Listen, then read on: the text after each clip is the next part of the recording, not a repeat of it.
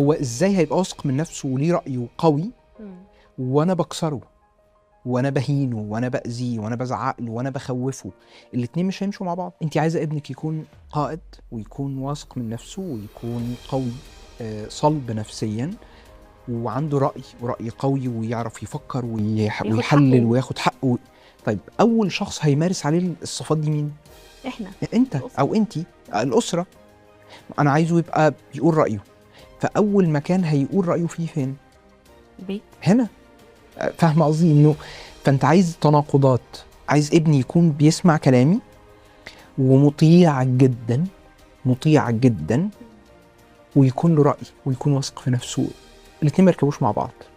حلو. يا اما تضاد هو ازاي هيبقى واثق من نفسه وليه رأيه قوي وانا بكسره وانا بهينه وانا باذيه وانا بزعق له وانا بخوفه؟